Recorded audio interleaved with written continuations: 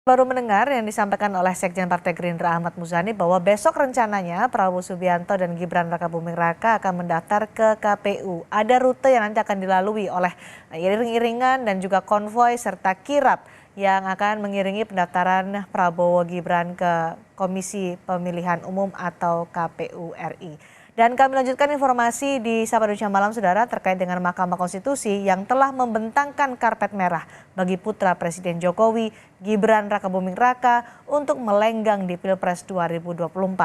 Meski Jokowi berdalih nanti rakyat yang memilih, benarkah tidak ada keistimewaan dari proses yang terjadi selama ini? Kami akan membahasnya bersama Wakil Ketua Umum Partai Gerindra Habibur Rahman, bergabung juga budayawan Asfi Warman Adam. Selamat sore Pak Habib, Pak Asfi. Selamat sore, Mbak Terima Sheila. kasih sudah bergabung bersama kami di Sapa Indonesia Malam.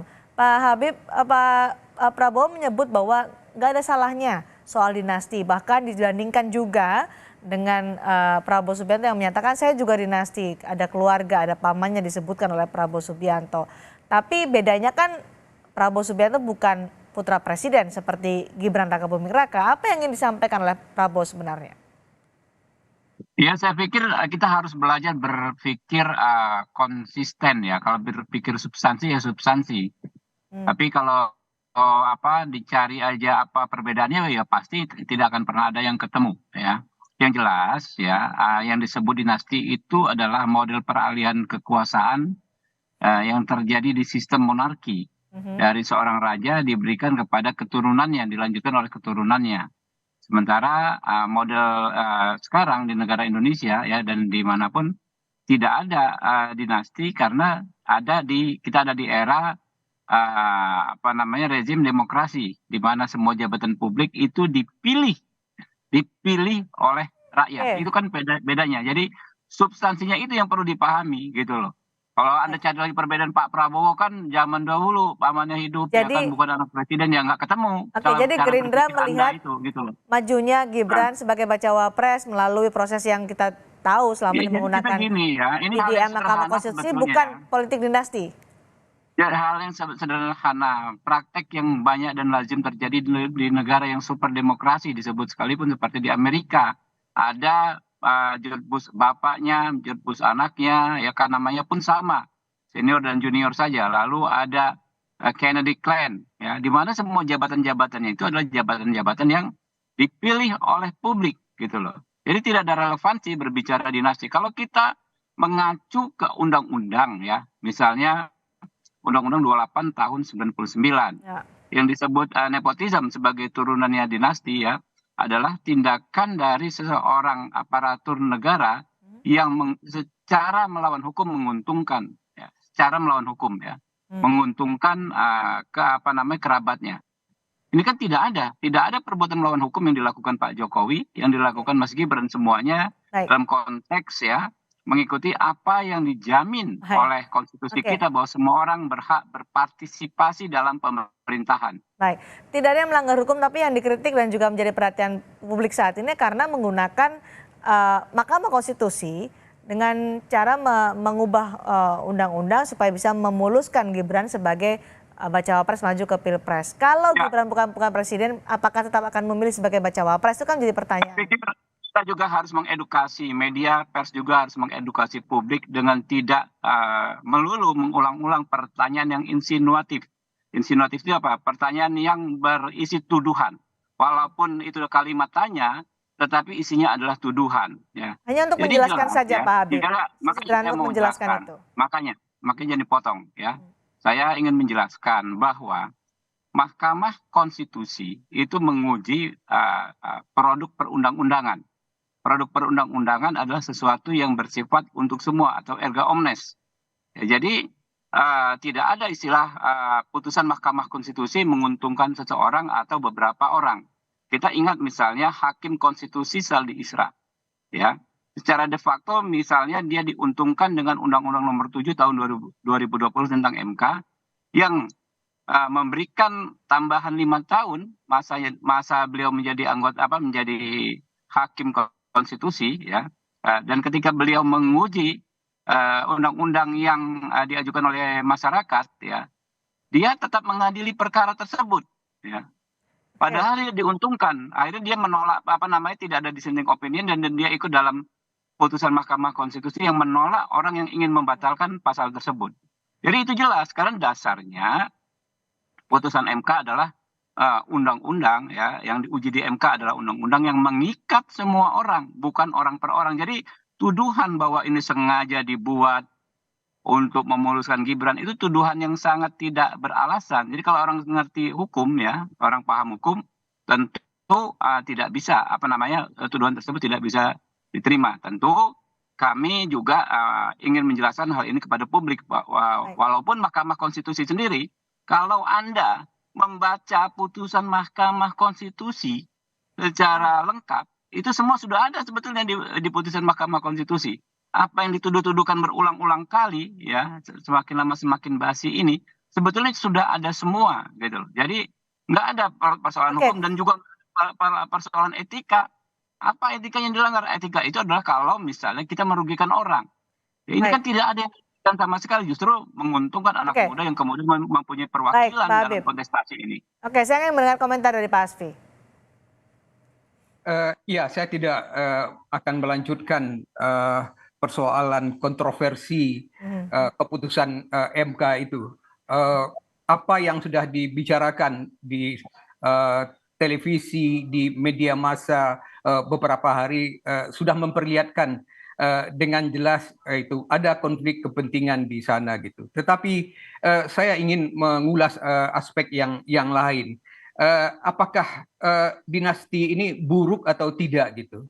Saya melihat bahwa apa yang terjadi belakangan ini bisa berpotensi mengarah kepada suatu dinasti yang diikuti dengan beberapa peristiwa atau kegiatan politik yang sangat buruk itu. Yang sangat buruk itu adalah ya pertama menyangkut cawe-cawe. Presiden Jokowi itu pada bulan Mei itu mengatakan akan melakukan cawe-cawe terhadap pemilihan umum. Selama cawe-cawe itu menyangkut upaya untuk melakukan pemilihan umum secara aman, damai, tertib, itu menurut saya oke. Tapi kalau cawe-cawe yang dimaksudkan itu pengerahan sumber daya untuk memenangkan satu pasang calon tertentu, nah itu yang berbahaya bagi demokrasi. Nah kita lihat bahwa itu bisa dijalankan dengan berbagai cara. Kita akan mengawasi itu. Lalu yang kedua, yang berbahaya juga sekarang ini terkait juga dengan dinasti itu adalah apa yang saya sebut dengan kultus individu. Saya melihat sudah muncul kultus individu ini terhadap Jokowi. Karena apa? Karena dalam 2 periode ini, pada periode kedua, Jokowi itu berhasil mengangkat atau memasukkan Prabowo dan Sandiaga Uno sehingga kaum oposisi itu menjadi sangat lemah dan tidak ada kritik terhadap Jokowi. Di sisi yang lain, Jokowi itu selalu tampil di media massa itu meresmikan pembangunan jalan tol dan lain-lain. Keberhasilan itu lama kelamaan itu menyebabkan kekaguman dari rakyat yang pada akhirnya merupakan pemujaan terhadap sang pemimpin. Dan itu yang terjadi ketika menurut saya Gibran di dalam koalisi yang baru ini dipilih gitu. Tidak lain menurut saya itu hasil dari kultus individu terhadap Jokowi. Tidak lain, Anda melihat ada peran Jokowi dalam ketika Gibran diumumkan menjadi bacawa pres Prabowo?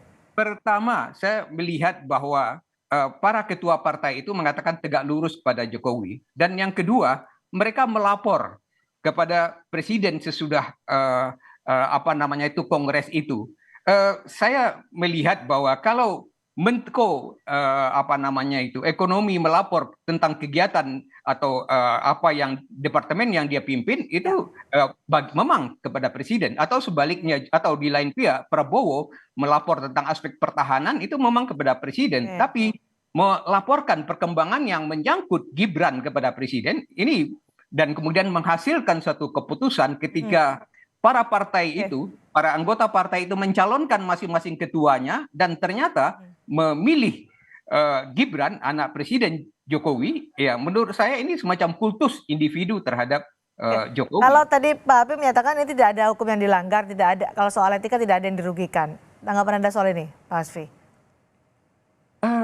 jelaslah, karena kalau ada seseorang yang diuntungkan, tentu ya tadi Pak Habibur Rahman mengatakan tidak gitu, dan saya mengatakan iya, ada keponakan dari Ketua MK yang diuntungkan dari ini, bukan hanya generasi muda secara keseluruhan. Karena apa? Karena tidak semua generasi muda itu juga menduduki jabatan kepala daerah dan semacamnya gitu. Dan pada saat ini jelas yang dimaksudkan itu adalah Gibran yang memang siap untuk atau bersedia untuk menjadi wakil presiden gitu.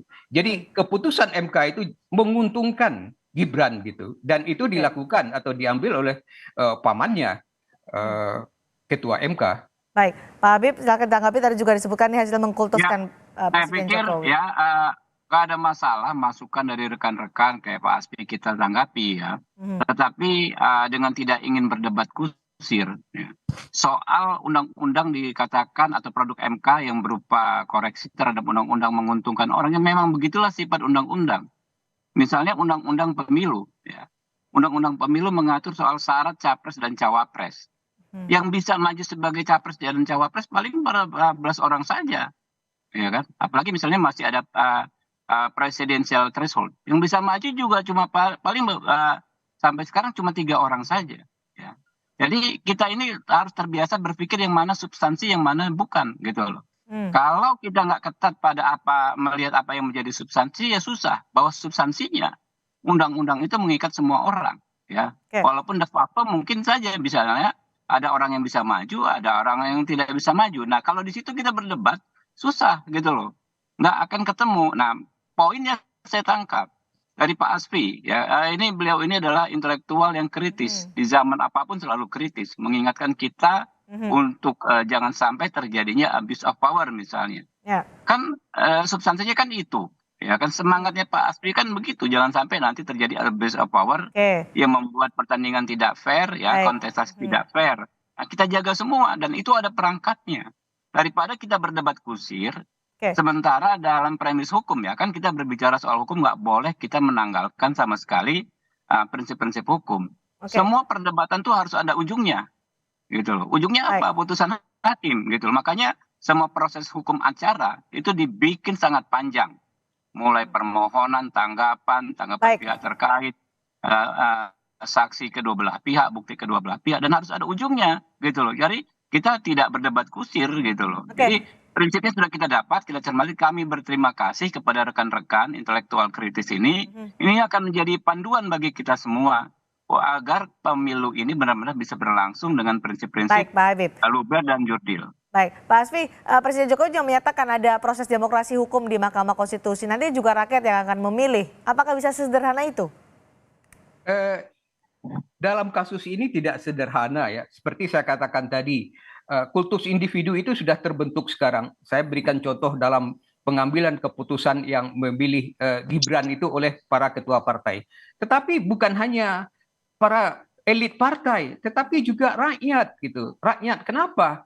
Karena dalam dua periode pemilihan Jokowi, rakyat itu merasa puas gitu dengan apa yang dilakukan oleh Jokowi, dan kemudian ditambah dengan upaya Jokowi memasukkan kelompok oposisi itu ke dalam kabinetnya, sehingga tidak ada kritik. Semakin kekaguman rakyat itu semakin nyata gitu, sehingga para lembaga survei mengatakan mayoritas rakyat Indonesia puas terhadap kinerja Jokowi. Dan ini saya khawatirkan nanti jangan sampai itu menjadi kultus individu, sehingga rakyat akan mendengar arahan dari Jokowi, siapa yang akan dipilih misalnya, atau gerak simbolis dari Jokowi yang mengarah kepada calon tertentu gitu.